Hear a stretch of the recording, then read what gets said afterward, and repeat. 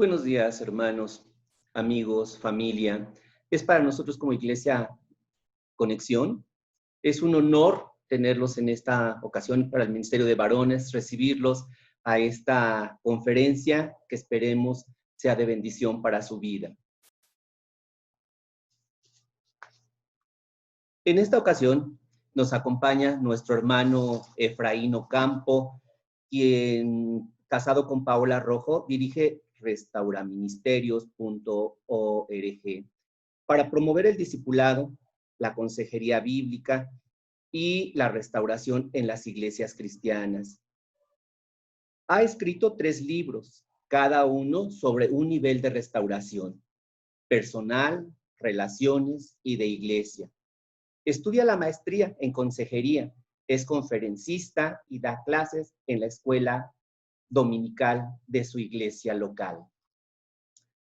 Démosle paso a nuestro hermano Efraín con la siguiente conferencia titulada Si Dios fuera como yo quiero. Muy buenos días, ¿cómo están? Pues gracias por la presentación.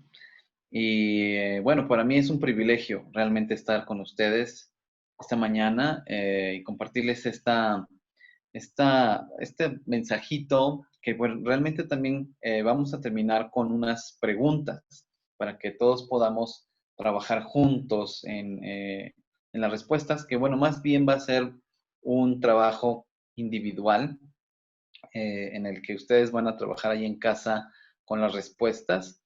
Y en ese sentido, terminaríamos como un taller, pero después de esta exposición. Y bueno, pues como vieron en la publicidad, vamos a estar reflexionando en este tema de si Dios fuera como yo espero, como yo quiero. Y vamos a ver en la Biblia, vamos a hacer un recorrido y vamos a detenernos en un ejemplo muy, muy particular, muy especial, para ver cómo Dios se estuvo relacionando con los seres humanos, ¿no? Con las personas con las que tuvo relación, que podemos conocer sus vidas y cómo Dios trató con ellos en estos relatos de la Biblia. Vamos a hacer ese paseo por estas historias y después vamos a ver esta historia en la que nos vamos a detener para terminar con unas preguntas con las que deseo que ustedes hagan este proceso de reflexión en el que puedan aterrizar estas cosas de las que voy a estar hablando. Así que, bueno, voy a compartir mi pantalla para que ustedes puedan ver la presentación y podamos iniciar. Pero bueno, primero vamos a hacer una oración, ¿de acuerdo? Señor, gracias. Gracias por esta oportunidad de servir a mis hermanos. Yo te ruego por sus vidas. Tú los conoces bien. Tú sabes lo que hay en sus pensamientos. Tú sabes lo que hay en sus corazones, en sus emociones, Señor. Y yo te ruego porque nos guíes en este tiempo, nos dirijas, pero también, Señor, que nos hables y que nos transformes. Así que quédate esta mañana con nosotros en este estudio, en este mini taller. Y bueno, gracias, Padre, por la vida de cada uno de mis hermanos. Te alabamos, te bendecimos en los méritos de nuestro Señor Jesús. Amén. Bueno, hermanos, pues voy a compartir entonces mi pantalla. Ahí está. Ahí lo tenemos. Y precisamente como les decía, aquí lo puse en negativo el título finalmente. Dios no es como yo quiero. Alabado sea el Señor por eso.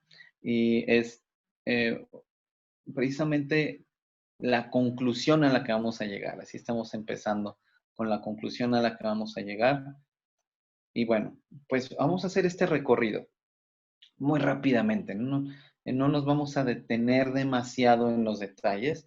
Vamos a concentrarnos precisamente, como dice el título de esta diapositiva, en cómo conocemos a Dios. Vamos a tratar de responder esta pregunta, porque si vamos a estar hablando de si Dios no es como nosotros queremos, como nosotros esperamos, pues tenemos que preguntarnos, bueno, entonces, ¿cómo es Dios? ¿Cómo conocemos a Dios? Y precisamente vamos a vuelo de pájaro revisar estas historias de las primeras personas que se relacionaron con Dios.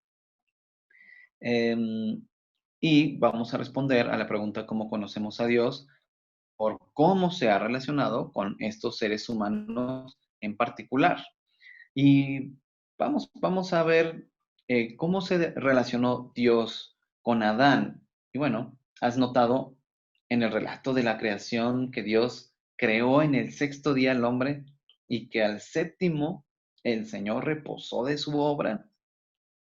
Lo que significa el reposo de Dios para las personas es su comunión con nosotros, la intimidad de Dios con los seres humanos. Entonces, es muy importante notar que en el proceso de la creación, o sea, Dios no nada más crea y se retira de la escena, se retira a reposar. Y normalmente, bueno, yo nunca había escuchado precisamente en estos años que llevo de cristiano, 20 años, nunca he escuchado hablar precisamente de este tema, que Dios crea su creación y que Dios después reposa. Y ya el hombre ya está presente en su creación y reposa no para ir por allá, a irse de vacaciones y dejar al hombre ocupado viendo cómo es la creación de Dios, sino que Dios tiene esta intimidad con el hombre en el día séptimo. Y eso es lo que significa el reposo de Dios. Y bueno, también Dios se relacionó con Adán delegándole de su autoridad sobre su creación, particularmente con Eva. ¿Y qué hizo Adán con esa autoridad? Bueno, ya sabemos que en Génesis 3, ¿no? En lugar de protegerla de la amenaza del diablo, él fue tentado junto con su esposa. Dejó que ella pecara y él pecó junto con ella. Cuando Dios le pidió cuentas, el hombre pues se había escondido. Y no solo eso, sino que responsabilizó a Dios por la mujer que le había dado por compañera. Y Dios le dio un castigo tremendo. Eso nos queda muy claro. Pero lo que normalmente no vemos es que por encima de todo, Dios le perdonó la vida a él y a su esposa. La falta gravísima fue cubierta por misericordia y gracia. No lo hizo desaparecer con un decreto de su boca, ¿no? Sino que lo perdonó. Y eso es, muchas veces no nos detenemos a pensar en eso. Y claro, Adán tuvo que sufrir las consecuencias por su pecado. Sin embargo, Dios ratificó la autoridad que le había dado, pero en las nuevas circunstancias le costaría mucho más trabajo ejercerla con integridad. ¿Y cuáles son estas nuevas circunstancias? Bueno, la tierra había sido maldecida y ahora tendría que lidiar con el pecado y sus consecuencias. Y bueno, ¿cuál es la buena noticia? Por supuesto que no lo haría solo, Dios estaba con él. Y bueno, ahí podemos ver algunas características de este Dios que se está relacionando con Adán y con Eva. Y vamos a recapitular un poquito de esto más adelante. Ahorita vamos a seguir con el segundo ejemplo, Abel y Caín. Y bueno, estos dos hombres se presentaron a adorar a Dios, ¿recuerdas? En Génesis 4 se presentaron a adorar a Dios. Pero el Señor, como ya sabemos, aceptó la ofrenda de uno y rechazó la del otro. Caín se estaba presentando para adorar a Dios. Eso tiene que llamarnos la atención, ¿no? Normalmente, por supuesto, Caín es el malo de la película y lo es realmente, pero dejamos de lado, dejamos fuera esta idea de que Caín también se presentó a adorar a Dios. Bueno, y podríamos pensar, bueno, no podía simplemente aceptar su ofrenda y ya. Claro, no era probablemente lo que Dios quería, pero bueno, hay que reconocer el mérito de Caín, podemos pensar, podremos eh, opinar, ¿no? Y bueno, Dios pide ser adorado en espíritu y en verdad. Ese es un principio importante que debemos notar. Y hacer menos no es adoración. Dios habló con Caín y le dijo que el problema era presentarse ante él fingiendo adoración. ¿Y qué es eso de que Caín estaba fingiendo adoración? Bueno, se presentaba ante Dios pretendiendo adorar, pero en el día a día de su vida estaba haciendo su propia voluntad como si fuera Dios. Bueno, sí, claro, Adán y Caín nos muestran muy a las claras que el ser humano tiende a querer ser su propio Dios. Eso fue lo atractivo de comer el fruto del conocimiento de la ciencia del bien y del mal.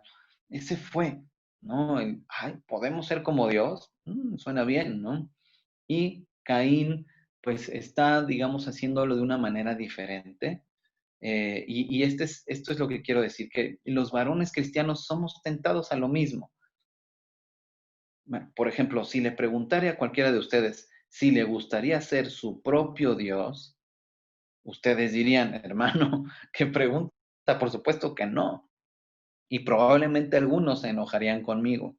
Sin embargo, a veces hacemos lo que Caín. Presentamos nuestra ofrenda a Dios, nos presentamos ante Él y hacemos nuestras peticiones y nuestro ritual, pero a Dios no lo podemos engañar. Él sabe que como Caín, queremos que Dios haga lo que deseamos. Le presentamos nuestra ofrenda para pedirle lluvias para nuestras cosechas. No estamos ahí muchas veces o algunas veces para adorar a Dios, que fue lo que lo distinguió de Abel, sino que nos presentamos con un comportamiento pagano. ¿Cuál es ese comportamiento pagano? Bueno, lo explico precisamente en la siguiente historia, que es la de Noé. Y Noé, pues, conocía bien a Dios. ¿Cómo sabemos que lo conocía bien? Porque hacía lo recto delante de él. Dice la Biblia que era un hombre justo y el Señor lo sabía muy bien. Así que Dios escoge a los que le temen. Otra cosa que debemos observar. Ahora, aquí estas preguntas me parecen muy importantes. Mira, escucha muy bien. ¿Dios libró a Noé del trabajo y de las burlas en el proceso de la construcción del arca? Dios libró a Noé de la fatiga de mantener con vida a los animales que llegaron de todos los rincones del mundo durante el diluvio. Dios libró a Noé de la angustia que significó padecer el diluvio. Claro, quizá algunos piensan que durante el diluvio, bueno, Noé estaba seco al interior del arca, cómodamente, como si fuera en su yate a recorrer el Caribe, ¿no? Pero pensemos un momento en lo que vivió Noé ahí adentro. Escuchaba a la gente golpear el arca para entrar. Sabía que esa lluvia recia que estaba inundando la tierra allá afuera, bueno, que estaba provocando eso, que la gente se ahogara, ¿no? Y claro que el ruido de la lluvia era muy fuerte, pero el clamor de las personas allá afuera ha de haber sido también muy fuerte. Y allá afuera él sabía que estaban sus vecinos, que estaban sus familiares, amigos que él tuvo durante su vida. Allí estaban afuera, él lo sabía. No debe haber sido fácil estar allá adentro, pero Dios hizo lo que se había propuesto.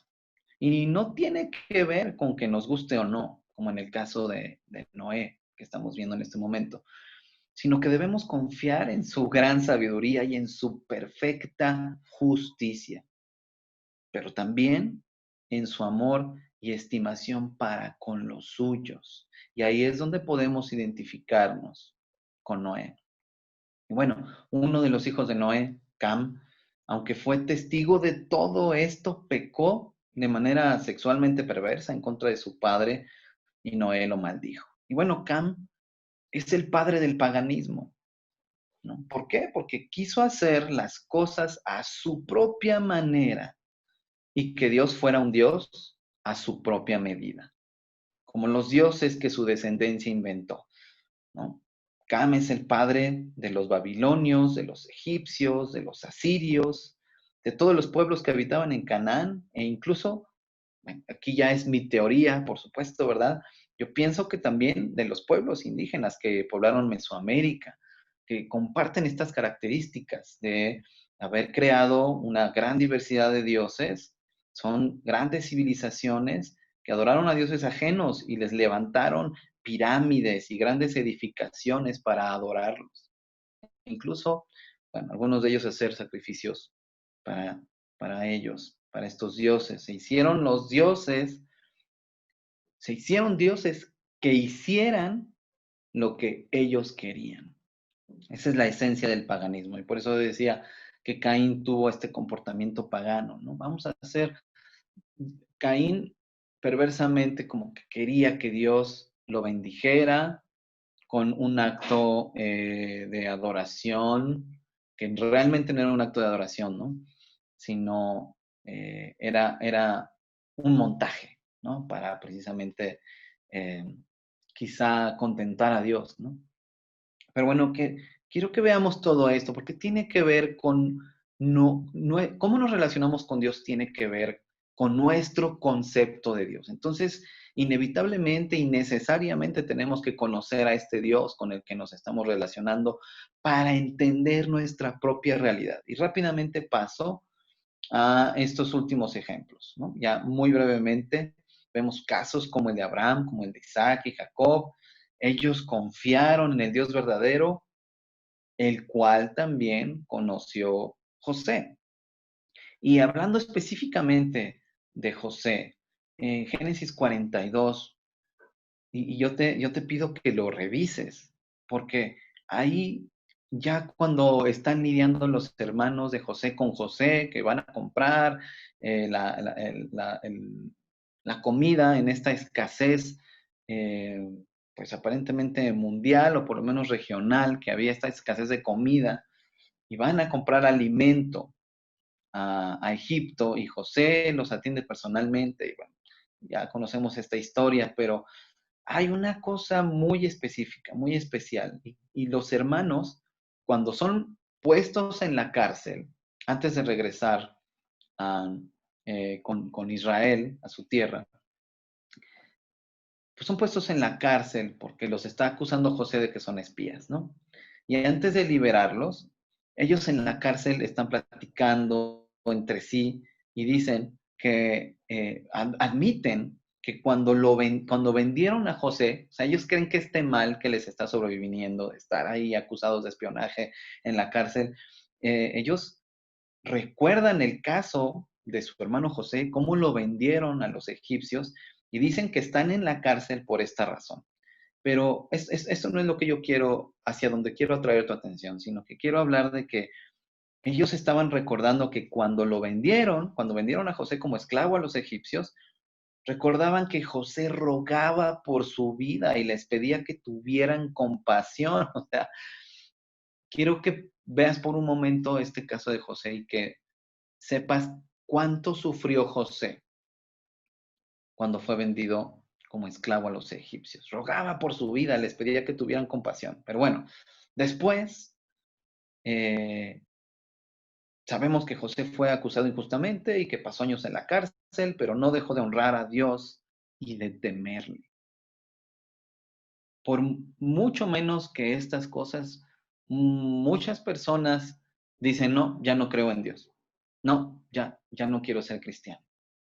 Pero bueno, José fue capaz de decirle a sus hermanos que no debían afligirse ni echarse culpas entre ellos de haber vendido a José, sino que debían saber que era Dios, que había sido Dios quien lo había enviado a Egipto.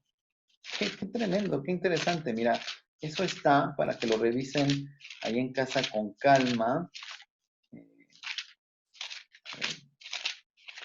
Está en Génesis 45, versos del 4 al 8. Génesis 45, del 4 al 8. Y eso es lo que está diciendo José. No se peleen entre ustedes ni se echen culpas. Fue Dios el que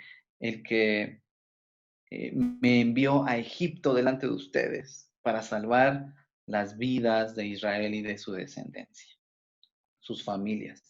¿Puedes, puedes ver esto que está pasando aquí? Y es aquí donde quiero hacerte esta pregunta. ¿Tú puedes glorificar a Dios cuando haces su voluntad, aunque no te guste? Bueno, Es una pregunta que queda para la reflexión. Le voy a pasar al pastor Sergio esta presentación también para que la puedan ver ustedes con calma.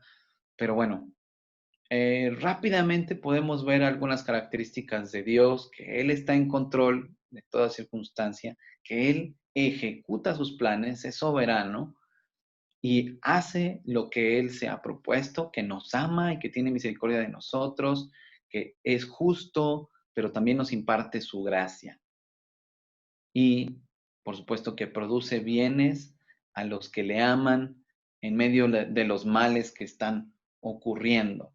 Y bueno, yo quiero que nos detengamos muy específicamente en esta historia de Marcos 4, del 35 al 41, que es cuando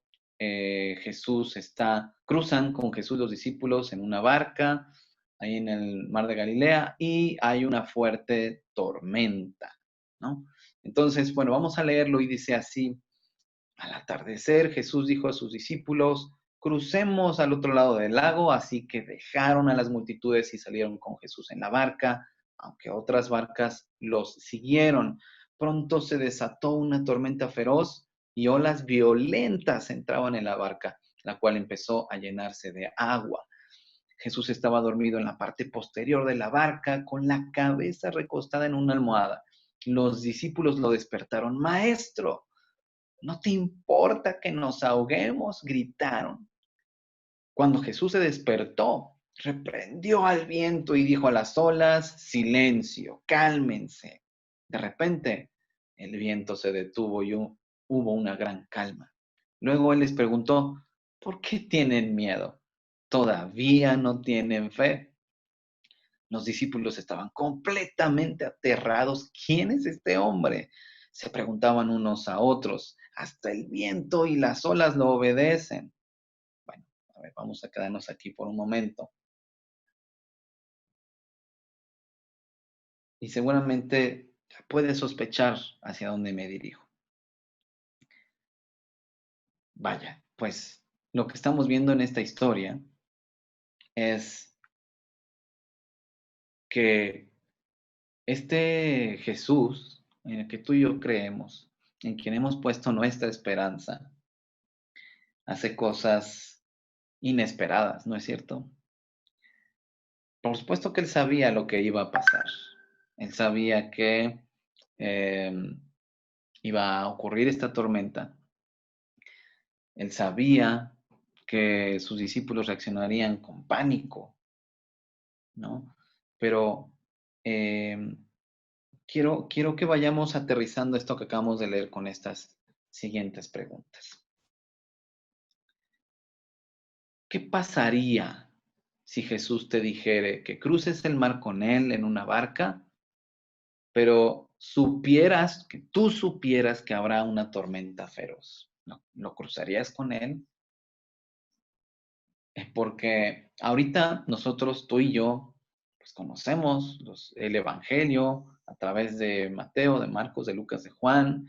Sabemos las cosas extraordinarias que Jesús hacía y estamos muy conscientes de ello, pero en ese momento en el que los discípulos no tenían tan claramente el concepto de que Jesús era el Hijo de Dios y que Jesús también tenía el control sobre el viento, sobre el mar, sobre la naturaleza, sobre los espíritus, sobre los demonios, sobre las enfermedades, ¿no? Que Jesús estaba demostrando que venía de parte de Dios, que era el Hijo de Dios.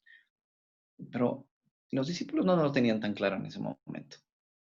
Yo quiero que te pongas en los zapatos de los discípulos en ese momento y que te preguntes, tú sabes lo que va a pasar en el recorrido, ¿no? Vamos a imaginar que tú sabes que va a haber una tormenta tremenda.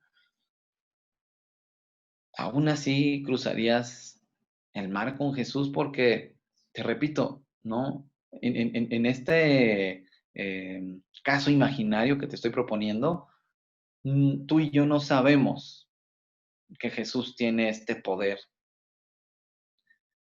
sobre la naturaleza. ¿Qué pasaría? quiero que te lo imagines, te pido que te lo preguntes. Jesús sabe lo que hace. Jesús está dispuesto a ir en esa barca, en medio de esa tormenta, y él va dormido, él va recostado en la barca, ¿no? Mientras tú y yo estamos diciendo, Señor, ¿acaso no te importa que vayamos a morir ahogados? ¿No? ¿No te importa lo que está pasando? Es, es tremendo realmente lo que quiero en lo que quiero que pensemos, porque estamos viviendo una circunstancia en la que mucha gente, ¿no? Con todo esto del COVID-19, las cosas tremendas que las familias están pasando en realidad, que no es para minimizar, ¿no? Gente sufriendo por la enfermedad, gente quedándose sin trabajo, sin ingresos. Claro que están pasando cosas tremendas como resultado de esto, no solo por sufrir la enfermedad, sino por las circunstancias que hay en medio de todo esto. Es nuestra tormenta y probablemente algunos de ustedes y muchos otros creyentes y no creyentes han hecho este reclamo al Señor, ¿no? Dice que le gritaron, ¿no te importa que nos ahoguemos? Entonces, no es para menos. Esta pregunta que te estoy pidiendo hacerte, ¿lo cruzarías? Pero vamos a la siguiente pregunta. ¿Cuántas veces has sentido que a Jesús no le importa lo que estás viviendo? ¿Cuántas veces has sentido que a Jesús no le importa lo que estás viviendo? ¿No? Esta angustia de no encuentro trabajo, esta angustia de hay que pagar, probablemente la renta, probablemente el crédito hipotecario, probablemente un tratamiento médico, probablemente la comida, simplemente los servicios, y parece que no está pasando nada. Parece, es mi percepción, yo siento que Jesús está ahí dormido en la barca que está siendo sacudida por esta tormenta que yo estoy viviendo, y él va dormido. Y yo le grito, ¿no te importa, Jesús? ¿Cuántas veces has sentido eso durante estos meses? Ya no digamos a lo largo de tu vida, durante este tiempo, durante estos meses en los que hemos vivido estas circunstancias. Y quiero que medites también en esta otra pregunta. ¿Cuántas veces has esperado y has estado a punto de ahogarte para finalmente acudir a Jesús? ¿No? Yo trato de imaginarme este episodio que está viviendo Jesús y con los discípulos ahí en la barca. Y pues las tormentas no se ponen feas de un segundo a otro, sino que van creciendo en intensidad, ¿no? Se va poniendo más fea la cosa. Y ¿cuántas veces esperamos? Y ya estamos a punto de ahogarnos para entonces por fin acudir a Jesús. Y sí, quizá con estas palabras que usaron los discípulos, decirle, preguntarle, oye, pues yo creo en ti, yo he puesto mi esperanza en ti. No, no, no te importa lo que estoy pasando, Señor, ¿no? Vamos a pensar en esta otra pregunta. ¿Cuántas veces las circunstancias adversas te han hecho olvidar que Jesús tiene el control de todo? ¿Cuántas veces las circunstancias adversas te han hecho olvidar que Jesús tiene el control de todo? Bueno, y aquí a diferencia de los discípulos que no sabían lo que Jesús iba a hacer, nosotros sí lo sabemos. Nosotros sí sabemos de qué es capaz nuestro Señor, que tiene el poder sobre todas las cosas. Y por alguna extraña razón, a veces nos dejamos intimidar por las circunstancias adversas y llegamos a pensar que probablemente sobre esto, y no lo pensamos así de claramente, pero así nos sentimos, que probablemente Jesús no tiene el control sobre esto específicamente que me está pasando, ¿no? ¿Cuántas veces las circunstancias adversas te han hecho olvidar que Jesús tiene el control? Y bueno, a veces no es que pensemos que Jesús no tiene el control, pero muy dentro de nosotros llegamos a sentir cierta desesperanza, cierta angustia, ¿no? Y eso precisamente tiene que ver con esta percepción que podríamos tener de que Jesús no tiene el control. Y aquí insisto en esta pregunta que les hacía hace rato. Si yo les diría a ustedes, oigan, ustedes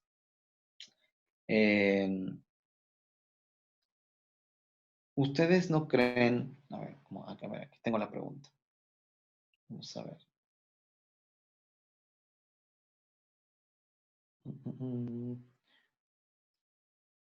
Ok. No la encuentro. Pero bueno, esta pregunta que les hacía, aquí está. Si les preguntare si les gustaría ser su propio Dios, ¿no? Conscientemente hay cosas que rechazamos, pero ¿cómo sabemos que estamos pensando de una u otra manera? Por nuestras emociones y nuestro comportamiento. ¿Okay? Nuestras emociones y nuestro comportamiento nos delata, ¿no? Nos delatan, exhiben las ideas que realmente están en nuestra mente, exhiben, evidencian el comportamiento que verdaderamente está en nuestra mente, ¿no? Entonces, esto quiero que reflexionemos. Y, a ver, por acá tenemos otra pregunta. ¿Cuántas veces Jesús te ha preguntado por qué tienes tanto miedo y por qué no tienes fe? ¿Recuerdan que Jesús les pregunta a sus discípulos, ¿por qué tienen tanto miedo? ¿Todavía no tienen fe? Bueno, por supuesto que yo he tenido miedo muchas veces en circunstancias adversas que he vivido y muchas veces mi diagnóstico finalmente ha sido, wow, ¿de verdad mi fe es tan pequeña? Y simplemente ahora en junio que yo doy clases de español y doy clases de redacción, ayudo a las personas a aprender a escribir, a mejorar su escritura, su manera de escribir, para comunicarse y bueno, pues mis clases para junio habían descendido de una manera dramática, muchas clases canceladas, clases que estaban terminando, ¿no? Porque ojalá pudieran ser, pudieran durar mucho tiempo, pero no. Y entonces, pues obviamente yo oraba a Dios y comentaba con algunos amigos y les decía, ayúdame a orar por esta situación. Me estaba angustiando y tuve un episodio una tarde, un dolor de cabeza tremendo, pues precisamente por la angustia, la preocupación de qué va a pasar, ¿no? Estaba teniendo una gran cantidad de gastos en junio y yo pensaba en qué va a pasar, Señor, y probablemente le dije que no te importa que me esté ahogando, pero quise, como nunca, y le soy sincero en esto, quise confiar en Dios. El Señor, tú me escuchas. Eh, claro que quisiera decir muchas cosas, Señor, pero quiero confiar en ti esta vez. Quiero confiar en que me escuches, quiero confiar en que tú sabes lo que necesito antes de que te lo pida. No quiero tener miedo, Señor. Estoy teniendo miedo, me estoy angustiando.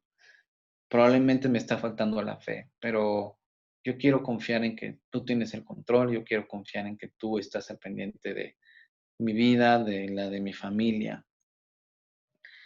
Y para la última semana de junio, gracias a Dios, recibí varias propuestas de trabajo muy, muy buenas.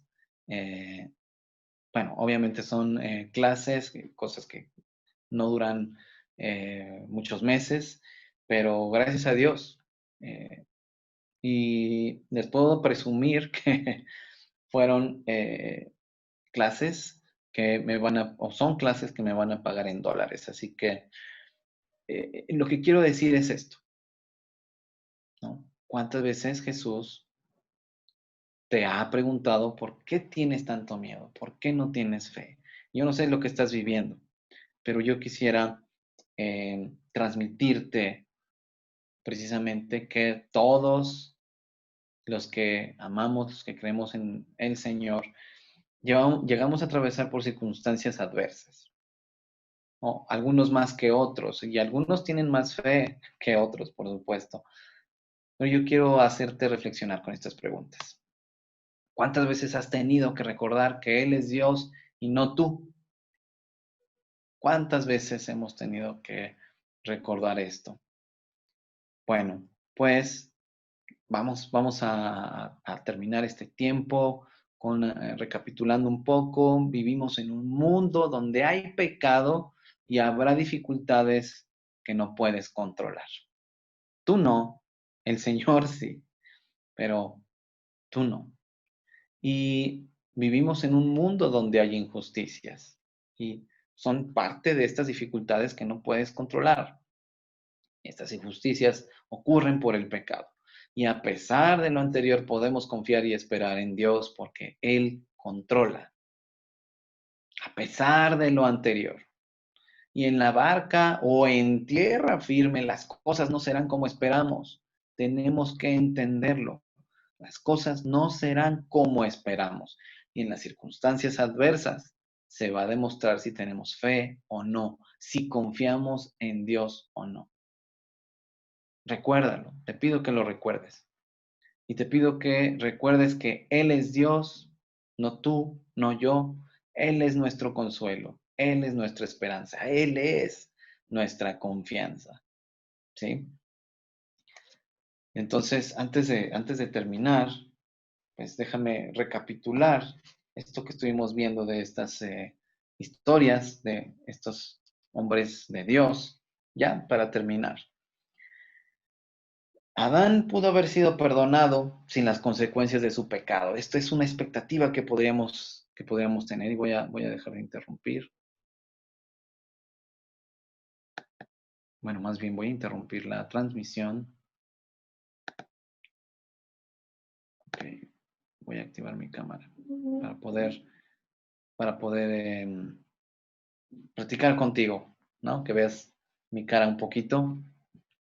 Yo voy a imaginar sus caras. Así que, bueno. Sí, algunos cuando pensamos en el tipo de Dios que nos gustaría, ¿no? Pues podemos pensar que no pudo haber perdonado a Adán, ¿no? Sin las circunstancias del pecado. Pero Dios es un Dios justo, así como también es un Dios de misericordia, un Dios de gracia, ¿no?